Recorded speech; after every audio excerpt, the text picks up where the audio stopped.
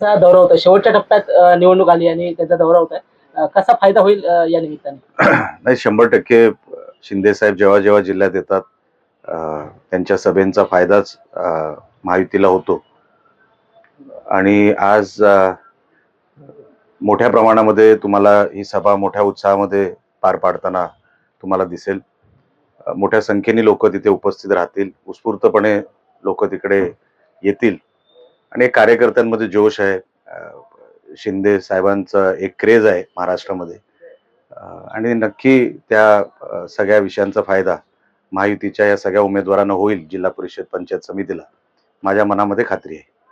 साहेब, अर्थसंकल्पात एक महत्वाची तरतूद झाली आहे. कोल्हापूर वैभववाडी हा रेल्वे मार्ग 2027 पर्यंत पूर्ण करण्याचं काल नितीश साहेबांनी सांगितलेलं आहे. कसं पाहता आपण याकडे? त्यांचं मनापासून अभिनंदन आहे.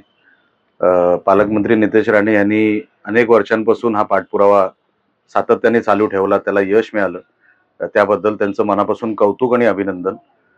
आता असे पॅरलल रस्ते माझ्या मतदारसंघातही 2 प्रस्तावित आहेत, सावंतवाडी मतदारसंघातही आहेत. आता हे सगळं आम्हाला टप्प्याटप्प्याने मिळावं याच्यासाठी पाठपुरावा आमचाही चालू आहे. सन्मान्य पालकमंत्री आमच्याही मतदारसंघाच्या ह्या सगळ्या कामांसाठी पाठपुरावा करतायत. लवकरात लवकर या सगळ्या कामांना यश येईल. मागील वर्षभरात साहेब कुडाळ आणि मालवण मतदारसंघात रस्त्यांची कामं मोठ्या प्रमाणात झालेली आहेत. डांबरीकरण असेल, त्यांचं गटारीकरण असं झालेलं आहे. तुम्ही स्वतः आमदारात या वर्षभरात तुम्ही कसं पाहता सर? पहिले तर तुमचे मी आभार मानतो. तुम्ही ह्या कामांची दखल घेतली त्याबद्दल मी तुमचे आभार मानतो.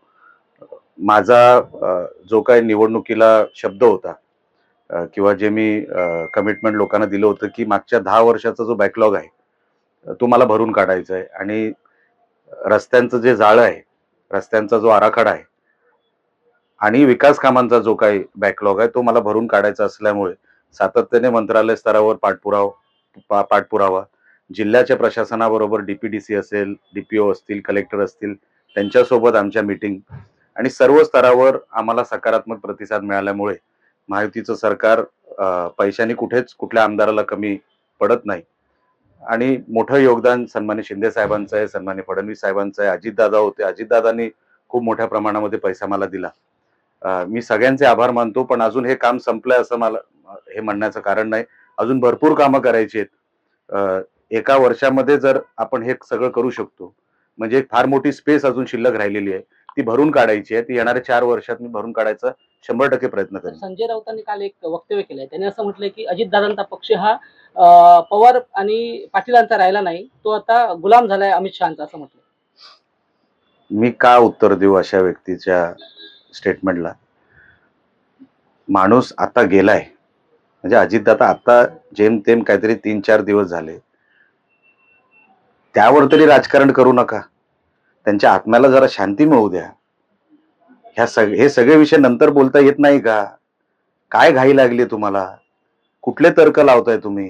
काय संबंध आहे अमित शहा साहेबांचा आणि पवार साहेबांच्या पक्षाचा? अहो, त्यांची अवस्था बघा घराची. मी त्यांच्या घरात जाऊन आलो. तेवढं हे दाखवलं नाही, माणुसकी दाखवली नाही संजय राऊतांनी. अजितदादांच्या घरी जायची किंवा जिथे अंत्यविधी होत होता तिकडे जायची. मी घरात जाऊन आलोय साहेब. काय अवस्था आहे ना त्या घराची, जाऊन त्यांनी बघून यावी आणि मग टीका करावी. अहो, सगळीकडे राजकारण. काहीतरी भान ठेवा. आपण माणूस आहोत अगोदर, मग कोण राजकारणी आहे, मग कोण खेळाडू आहे. सगळीकडे राजकारण बरोबर नाही आणि एवढा नीचपणा राजकारणामध्ये पण बरोबर नाही. कुठेतरी स्तर असला पाहिजे राजकारणाला, कुठेतरी मर्यादा असल्या पाहिजे. माणूस गेलाय हो, करता माणूस घरातला गेलाय. आपण काय बोलतोय जरा तरी भान ठेवा. सगळीकडे नीचपणाने वागू नका.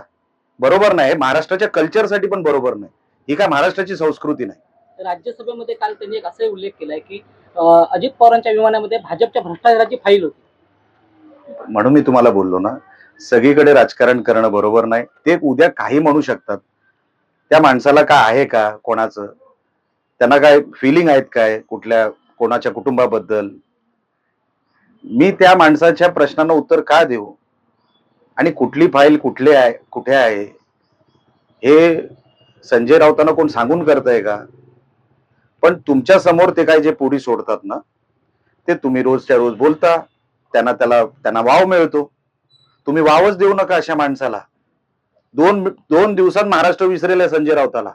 तुम्ही जर त्याला वाव दिला नाही ना, हे सगळं विचारून, कुठे काय हातपाय नाही, कुठल्या विषयाला कुठे संबंध नाही, काही बोलायचं त्यांनी आणि आम्ही उत्तर द्यायचं, एवढे काय स्वस्त आम्ही झालो नाही.